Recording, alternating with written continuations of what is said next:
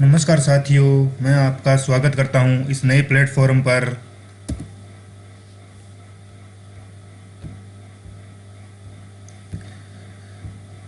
मैं सुनील कुमार आपका Harihar civil study point पर स्वागत करता हूं। साथियों, आज से एक नई शुरुआत करने जा रहे हैं हम, तो आप हमारा साथ दीजिएगा। यदि आप आरएएस, पटवारी, वीडियो, एसएससी, अदर्स एग्ज़ाम्स जो आरपीएससी या अधीनस्थ बोर्ड द्वारा कंडक्ट करवाए जाते हैं, तो आप हमारे साथ जुड़कर इन सभी एग्ज़ाम्स की तैयारी कर सकते हैं, और वो भी एक बेहतरीन कंटेंट के साथ। तो आज से एक नई शुरुआत करने के लिए आपका साथ चाहिए हमें, तो इसीलिए आप हमारे चैनल को सब्सक्राइब करें, लाइक करें, कमेंट करें और शेयर करें, और कमेंट करके बताएं कि हम इसके अंदर और नया क्या कुछ आपके लिए ला सकते हैं। तो साथियों, आज से हम पहली वीडियो के अंदर से ही भारतीय राज्य व्यवस्था शुरू करने जा रहे हैं। जैसा कि आपने हाल फिलहाल होने वाले एग्ज़ाम्स में देखा ही है कि भारतीय राज्य व्यवस्था का कितना बड़ा अहम रोल राजस्थान के एग्ज़ाम्स में हो रहा है। तो राजस्थान राज्य व्यवस्था से बहुत ज़्यादा क्वेश्चंस पूछे जा रहे हैं, तो उसे समझने से पहले हमें भारतीय राज्य व्यवस्था को समझना पड़ेगा। तो भारतीय राज्य व्यवस्था को समझने के लिए हमें बेसिक से एक समझ विकसित करनी पड़ेगी, जो विकसित समझ करने के उपरांत हम इस राज्य व्यवस्था से जुड़े सवालों को या क्वेश्चनों को हल कर पाएंगे। तो आप साथियों हमारे चैनल को ज़रूर सब्सक्राइब करें। तो हम साथियों जानते हैं सबसे पहले संविधान के प्रकार। संविधान कितने प्रकार का होता है? संविधान दो प्रकार का होता है साथियों, लिखित संविधान और अलिखित संविधान। लिखित संविधान जैसा कि हमारे भारत में है और अमेरिका में है। और दूसरा प्रकार है अलिखित संविधान। अलिखित संविधान जैसे ब्रिटेन के अंदर हो गया, इजराइल के अंदर हो गया, और उसके बाद सऊदी अरब में भी अलिखित संविधान है। अब हमें यहाँ पे ये अंतर जानना जरूरी है कि लिखित संविधान क्या होता है, अलिखित संविधान क्या होता है। लिखित संविधान जैसे हमारे भारत के अंदर कंपाइल करके सभी नियमों को एक संविधान सभा के द्वारा बनाया गया है, उसे लिखित संविधान कहते हैं। और जहाँ सभी नियमों कानूनों को कंपाइल नहीं किया गया और संविधान सभा बैठ करके संविधान सभा ने अपने देश के एकता के रूप को लेते हुए कंपाइल नहीं किया है, उसे अलिखित संविधान कहते हैं। जैसा कि आप सभी जानते हो कि विश्व का सबसे पहला लिखित संविधान अमेरिका का है, सबसे बड़ा लिखित संविधान भारत का है। पर आप हमें एक क्वेश्चन का उत्तर इस वीडियो के कमेंट बॉक्स में ज़रूर दीजिएगा। एशिया का सबसे पहला लिखित संविधान किस देश का है? एशिया के अंदर सबसे पहला लिखित संविधान किस देश का है? आप इस क्वेश्चन का उत्तर हमें ज़रूर कमेंट बॉक्स में दीजिएगा। तो हम जानने की कोशिश करते हैं साथियों, संविधान क्या है। सबसे पहले यही पता होना चाहिए कि हमें संविधान है क्या, तभी तो हम संविधान के बारे में आगे इसके अनुच्छेद वगैरह पढ़ पाएंगे। तो संविधान होता क्या है? संविधान सर्वोच्च या आधारभूत कानून है जिसके जरिए किसी राजनीतिक रूप से संगठित देश या राज्य का शासन किया जाता है। साथियों, ये सभी परिभाषाएं हैं जो सीधे के सीधे फैक्ट्स हैं, जो आप कह सकते हो इन्हें। तो ये आपको आरएएस मेंस एग्ज़ाम में रिटन एग्ज़ाम होता है, उसके अंदर लिखित पेपर के अंदर लिखने में बहुत काम आने वाली चीज़ें हैं। तो आपको इससे ही लिखित पेपर की तैयारी करनी है, तो आप ज़रूर इन फैक्ट्स या इन लाइनों को ज़रूर, इन परिभाषाओं को आप याद करें और इन्हें समझें। यदि आप इन तथ्यों का इस्तेमाल अपने एग्ज़ाम्स के पेपर में लिखने के रूप में करते हैं आरएएस के एग्ज़ाम के अंदर, तो आपको बेहतरीन नंबर मिल सकते हैं। तो आप इन्हें व्यर्थ न समझ करके बहुत सही चीज़ें समझ के इन्हें पढ़ने की कोशिश करें। संविधान सर्वोच्च या आधारभूत कानून है। संविधान क्या है? एक फंडामेंटल लॉ है जिसके ज़रिए हम किसी नेशन या स्टेट के ऊपर शासन कर सकते हैं। और संविधान के अंदर नियम होते हैं, रूल होते हैं, उपरूल उनके सब रूल्स होते हैं। तो उन सभी रूल्स सब रूल्स के का एक कंपाइल किया हुआ रूप होता है। जैसे संविधान नियमों और उपनियमों का एक लिखित दस्तावेज है जिसके अनुसार क्या किया जाता है, गवर्नमेंट का संचालन होता है। गवर्नमेंट अपना सरकार अपना संचालन करती है। देश में शासन व्यवस्था के लिए नियम कानूनों का संग्रह संविधान कहलाता है। कोई रूल है या उनके लॉज है, उन सभी का इकट्ठा कंपाइल रूप क्या है?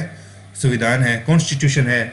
और संवैधानिक विधि, कॉन्स्टिट्यूशन जो लॉ होते हैं वो संविधान के सर्वोच्च विधि है, देश की सर्वोच्च विधि, मतलब देश के सबसे ऊंचे कानून संवैधानिक कानून ही होते हैं। उनके बाद जो विधिक कानून होते हैं या अन्य कानून होते हैं वो उनके नीचे होते हैं, उनके बाद नियम लागू होते हैं।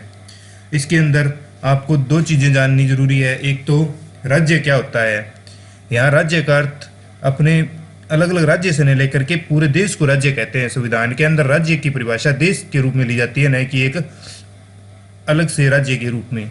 तो यहाँ पे आप एक तो ये राज्य का अर्थ समझें, एक लिखित संविधान और अलिखित संविधान को मैं आपको पीछे बता करके आया हूँ, आपको जरूर ध्यान में रखें लिखित संविधान क्या होता है और अलिखित संविधान क्या होता है। उसके बाद हम साथियों आगे बढ़ते हैं और देखते हैं कि संविधान का महत्व क्या है, संविधान क्यों जरूरी है। देश के अंदर संविधान बनाया गया है तो जरूरी क्यों था, संविधान बनाने के पीछे कारण क्या था, क्यों संविधान बनाया गया। तो संविधान बनाने के पीछे कारण ये था कि हमारे देश के अंदर जो बिगड़ी हुई व्यवस्थाएं थी उन्हें एक अच्छी व्यवस्था के अंदर लाया जा सके, समाज को एक न्यायपूर्ण तरीका दिया जा सके, ताकि समाज अपने अलग अलग रूल्स नियम को ना अपना कर एक कंपाइल रूप के अंदर सही तरीके से चल सके। देश के अंदर जो भी ग्राउंड लेवल पर जो व्यक्ति बैठा है उसे भी अपर लेवल की सभी सुविधाओं का वो करने का मौका मिल सके।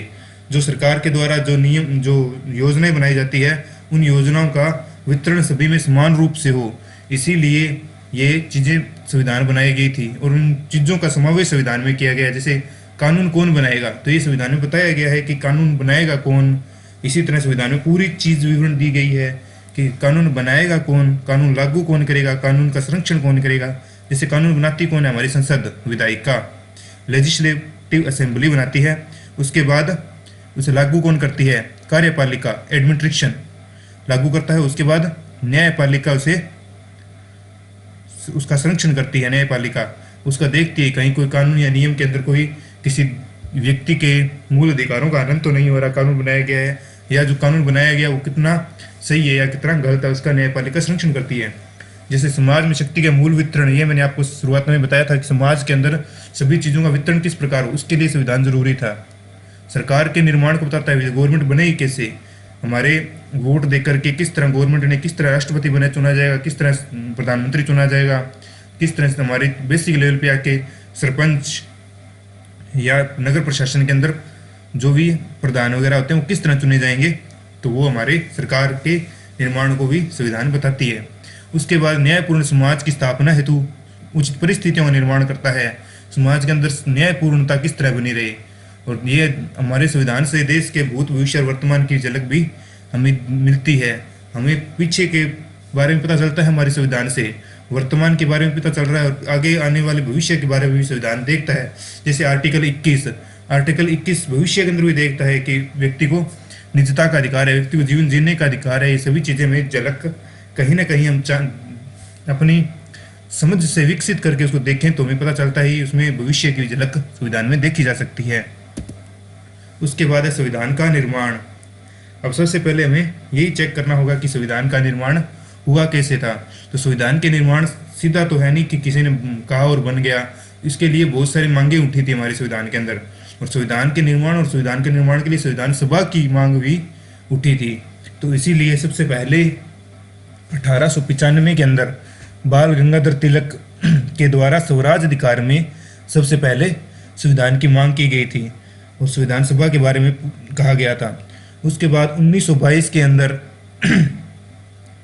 हरिजन पत्रिका के माध्यम से भी गांधी जी ने संविधान की मांग की थी और संविधान की मांग गांधी जी के करने के बाद उसके कुछ ही महीनों के बाद 1923 के अंदर सप्रू समिति बैठी थी और सप्रू समिति ने एक बिल पास किया था जिसका नाम था कॉमनवेल्थ ऑफ इंडिया बिल। इस बिल को तैयार करके जिसमें 1925 में गांधी जी ने अध्यक्षता की थी, उस गांधी जी ने अध्यक्षता की थी, उसके द्वारा भी संविधान की मांग की गई थी। उसके बाद 1928 में मोतीलाल नेहरू भारत को डोमिनियन स्टेटस का दर्जा देने को लेकर मांग उठाई थी। डोमिनियन स्टेटस को मांग उठाई थी पर वो उनकी मांग मानी नहीं गई थी उस टाइम। उसके बाद फिर एक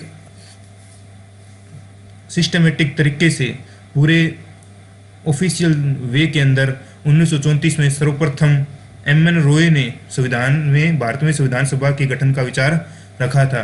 और एम एन रॉय भारत में वामपंथी आंदोलन के बहुत बड़ा नेता थे। उसके बाद 1934 के अंदर ही स्वराज पार्टी द्वारा भी संविधान सभा के गठन का प्रस्ताव रखा गया और स्वराज पार्टी ने कहा कि हम एक संविधान सभा बनाएंगे जिसके अंदर संविधान का निर्माण किया जाएगा। पर उस टाइम ब्रिटिश राज था, तो ब्रिटिश राज के अंदर ब्रिटिशर से भी, जो अंग्रेज थे, उनसे भी हमें परमिशन लेनी थी। तो वो परमिशन की वजह से ये संविधान सभा का गठन नहीं हो पाया। फिर 1935 के अंदर भारतीय राष्ट्रीय कांग्रेस, जो उस समय की सबसे बड़ी पार्टी थी, आईएनसी, उसने आधिकारिक रूप से संविधान के निर्माण की गठन की मांग की, क्योंकि उससे पहले उसके जो भारतीय राष्ट्रीय कांग्रेस के सदस्य थे, उन सदस्यों में से कोई सदस्य कभी किस चीज़ की मांग और कोई सदस्य कभी किस रूप में संविधान की मांग अलग अलग रूपों में अलग अलग व्यक्तियों द्वारा अलग अलग समय में की जा रही थी, न कि इकट्ठे रूप में। तो 1935 में भारतीय राष्ट्रीय कांग्रेस के द्वारा इकट्ठे रूप में एक ऑफिशियल वे के अंदर संविधान के गठन की मांग की गई थी। फिर 1938 में पंडित जवाहरलाल नेहरू ने भी संविधान निर्माण हेतु वयस्क मताधिकार द्वारा बनाई गई सभा के गठन की मांग की, ताकि उन्होंने वयस्क मताधिकार, यहाँ पे इसका अर्थ क्या होता है? वयस्क मताधिकार का अर्थ होता है 18 साल से ऊपर का कोई भी व्यक्ति वोट दे करके, जैसे आजकल हम 18 साल से ऊपर का कोई व्यक्ति है वोट दे करके एमपी चुनता है, एमएलए चुनते हैं, एमएलए चुन करके वो हमारे विधानसभा में जाके बैठते हैं। उसी तरह ये कहा गया था कोई व्यक्ति है जिसको एक क्राइटेरिया रख दिया उन्होंने उस टाइम, इस क्राइटेरिया के अंदर आने वाला जो भी व्यक्ति है भारत के अंदर, वो व्यक्ति वोट दे करके संविधान सभा का निर्माण करे। पर वो उस टाइम के अंदर ये पॉसिबल नहीं हो पाया, ये पॉसिबल नहीं हो पाया। और इसके पॉसिबल नहीं होने के पीछे कारण यह था कि उन्होंने, ब्रिटिश सरकार ने इस मांग को सैद्धांतिक रूप से स्वीकार तो कर लिया पर पूरा तरीके से स्वीकार नहीं किया। जो मतलब पंडित जवाहरलाल नेहरू ने जो जो नियम लिखे, जो जो उन्होंने मांगे कि उन सभी को मांग को ना मान करके उसके आधे मांगों को मानते हुए 1940 में अगस्त प्रस्ताव के द्वारा भारत में लाया गया और उसके द्वारा इस मांग को पूर्ण माना गया था। इस मतलब प्रस्ताव को जो जवाहरलाल नेहरू ने 1938 में दिया था। उसके बाद 1942 के अंदर ब्रिटिश सरकार ने कैबिनेट मंत्री सर स्टैफोर्ड क्रिप्स और ब्रिटिश मंत्रिमंडल के एक सदस्य एक स्वतंत्र संविधान निर्माण के लिए ब्रिटिश सरकार के एक प्रस्ताव के रूप में भारत लाया गया था। क्रिप्स मिशन को भारत भेजा गया था, जिसे मुस्लिम लीग ने अस्वीकार कर दिया था। मुस्लिम लीग ने इस स्वीकार इसलिए नहीं किया, उन्होंने कहा कि भारत दो स्वायत्त हिस्सों में बंटना चाहिए, भारत दो हिस्सों में बंटना चाहिए और उनके अलग अलग विधानसभाएं हो, संविधान सभाएं हो, अलग अलग हो, इसलिए उसने ठुकरा दिया था। पर इस योजना को मुस्लिम लीग को काफ़ी हद तक संतुष्ट भी किया था अंग्रेजों ने बाद में, पर फिर भी ये मांग पूरी हो नहीं सकी। फिर उसके बाद 1946 के अंदर कैबिनेट मिशन को ब्रिटिश सरकार ने संविधान निर्माण हेतु भारत भेजा, जिसने दिसंबर 1946 के अंदर बैठकर हमारी संविधान निर्माण हेतु संविधान सभा की पहली बैठक हुई थी और उन्होंने संविधान निर्माण की जो प्रक्रिया थी वो स्टार्ट की थी उस टाइम। तो इस तरह हमारे संविधान निर्माण की मांग उठी थी और ये मांगे थी और इस क्रम में मांगे थी। ये जो सिविल सर्विस के एग्जाम्स होते हैं उनमें इन मांगों का क्रम पूछ लिया जाता है कि सबसे पहले किसने मांग की थी, उसके बाद किसने मांग की थी। तो सिविल सर्विस के एग्जाम्स के अंदर मांगों का, और आजकल छोटे एग्जाम्स के अंदर भी देखा गया है कि ये सिस्टम अपनाने लग गए हैं, वो बड़े एग्जाम्स की कॉपी करने लग गए छोटे पेपर भी। तो आप इनको क्रम वाइज याद रखने की कोशिश ज़रूर करें और इसी से बेहतरीन कंटेंट के लिए आप हमसे जुड़ें और सब्सक्राइब करें चैनल को। जिस तरह हम ऊंचाइयाँ छूते जाएँ उस तरह आपको कंटेंट भी उसी के आधार पे बहुत अच्छा मिलना लग जाएगा इस चैनल पे, ताकि आप आरएस तक की तैयारी आप फ्री में यहाँ से कर सकें। थैंक यू साथियों। और आपको यदि हमारा प्रयास अच्छा लगा हुआ हो तो आप ज़रूर इसे सब्सक्राइब करें, शेयर करें और कमेंट करके हमें ज़रूर बताएं कि ये इसमें हम और क्या सुधार कर सकते हैं। और आप आज का जो क्वेश्चन था आप उसका उत्तर भी हमें कमेंट बॉक्स में ज़रूर दें। Thank you.